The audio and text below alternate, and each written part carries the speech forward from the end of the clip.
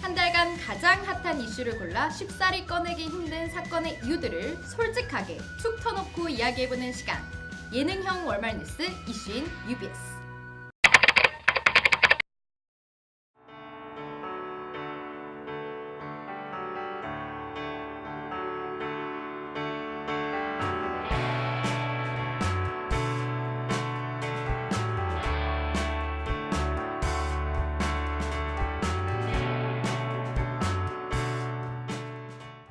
이번 달 가장 화제가 됐던 건 아무래도 미투 운동이라고 할 수 있겠죠. 실제로 저희 UBS에서도 셀카봉 뉴스로 미투 운동 소재를 다뤘었는데요.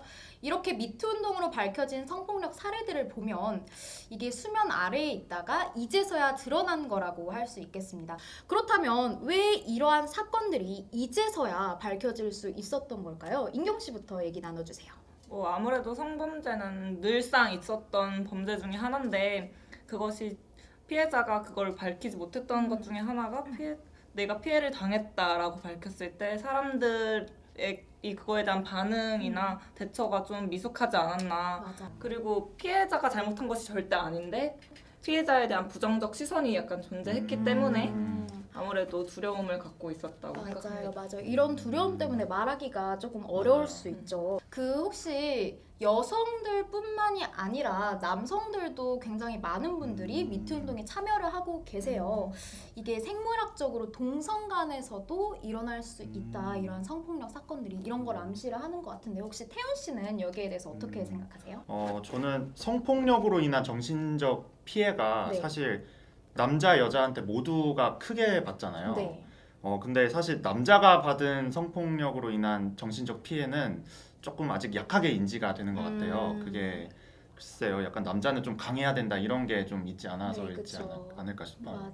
맞죠. 네. 인경 씨는 어떻게 생각하세요? 네, 오빠가 말했던 것처럼 남성의 성과 수치심도 마찬가지잖아요. 네. 근데 저희가 보는 흔한 미디어에서 다뤄지는 남성의 성 그리고 남성의 수치심이 좀 가볍게 여겨지는 경향이 있는 것 같아요.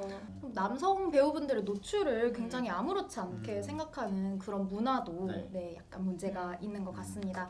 그리고 두 분 보셨을지 모르겠지만 이번에 중앙대학교 대나무 숲에도 미투 운동 관련된 제보가 몇 개가 올라왔어요. 맞아요. 네. 이게 또 뉴스나 미디어에서만 미투 운동이 일어나는 것이 아닌 우리 사회 만연해 있다는 걸 또 암시하기도 하는데요. 혹시 대학 내 성폭력에는 그럼 뭐가 있을까요? 아무래도 제가 SNS를 보다가 간간히 봤던 것 중에 하나가 대학교 카톡방 내 성희롱이 있을 수 있을 것 같아요. 맞아요. 그럼 이렇게 일상적으로 성폭력이 행해지는 이유에는 뭐가 있을까요? 일단 제가 앞에서 말했던 카톡방 성희롱 같은 경우에는 아무래도 카톡방은 폐쇄적인 공간이다 보니까 저희가 그 안을 들여다볼 수가 없잖아요. 카톡방 성희롱 같은 건 되게 가장 흔하기도 하고 가장 빈번하게 일어나는 부분인데 그래서 그런지 더 그 카톡방 내에 있는 사람들이 자기들 그거에 대한 문제의식을 가지지 못하고 일상적으로 하고 있다고 생각을 해요. 네.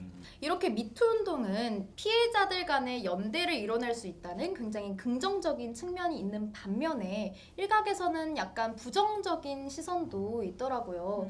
그 예로 펜스룰이라는 단어가 있는데요. 네. 두 분 혹시 들어보셨나요? 네, 네, 들어봤어요. 네. 펜스룰이라는 게 회사에서 여성들과 척을 두고 지내야 된다. 여성 직원들을 뭐 회식 자리나 뭐 뒤풀이 자리 이런 데서 배제시킨다. 뭐 이런 말이 있더라고요. 혹시 인경 씨는 여기에 대해서 어떻게 생각하세요? 이게 미투 운동 그리고 성폭력이 남자 여자만의 문제인 건 아니잖아요.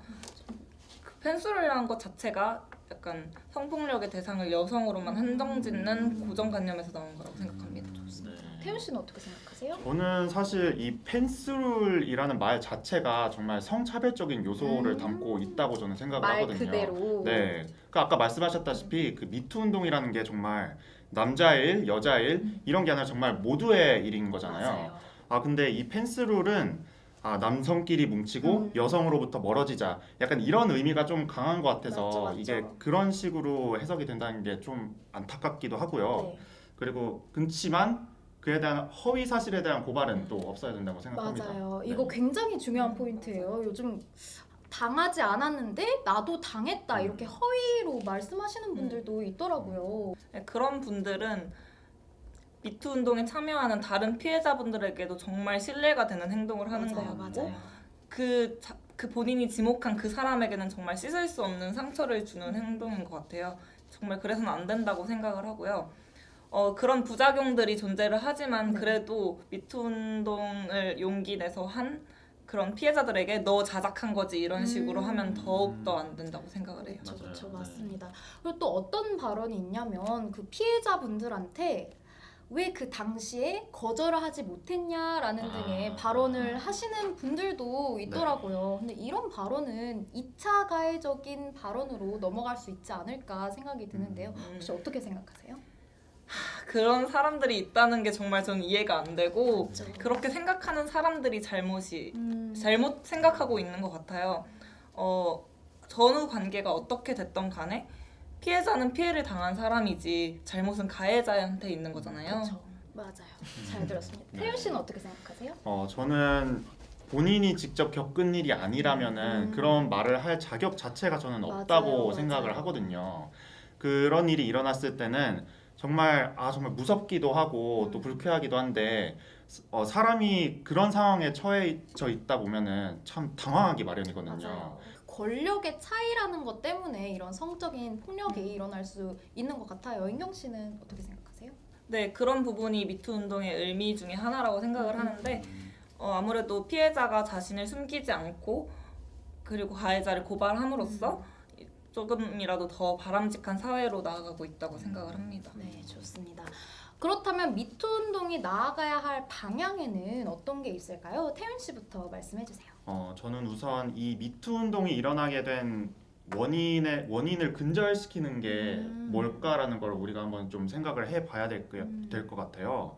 그 일명 펜스룰처럼 네. 정말 여성을 멀리하고 정말 대화조차 하지 않는다는 거는 네. 사실 이 미투 운동을 해결한다기보다는 좀 회피한다고 맞아요. 좀 생각을 맞아요. 하거든요. 그래서 우리가 정말 앞으로 상대방에게 의사 표현을 할 때 성폭력에 해당하지 않는 그 범위 내에서 어떻게 그 의사 전달을 할지 그거를 본인 스스로가 좀 생각을 해봐야 될 것 같습니다. 그렇죠. 원인적인 거를 먼저 제거를 해야 된다. 이런 말로 정리할 수 있을 것 같아요. 인경 씨는 어떻게 생각하세요? 저도 태원 오빠 말에 굉장히 공감을 하는데 일단 되게 성폭력이 일상적이고 나도 모르게 행할 수가 있는데 그걸 이제 회피하지 말고 나는 문제가 없는지 나는 잘하고 있는지 자신을 돌아보고 성찰하고 그리고 반성하는 것이 필요할 것 같고요. 아무래도 미투 운동이 권력 관계에서 나온 그런 운동이다 보니까 그런 우리 사회에 만연해 있는 그런 권위주의 아니면 위계 질서 이런 것들을 좀 타파할 필요가 있다고 생각합니다. 네, 두 분 소중한 의견 너무 감사드립니다. 지금까지 미투 운동에 대해 이야기해봤는데요. 성과 권력에 대한 인식과 문화가 사라지지 않는 이상 저희의 미투 운동은 계속되고 또 앞으로도 계속되어야 할 거라고 생각을 합니다. 저희는 4월에 또 다른 새로운 이슈로 찾아오겠습니다. 지금까지 이슈인 UBS! 돼야 되는 거 아니야? 아, 그렇네요. 좋아요. 좋아요. 좋아요.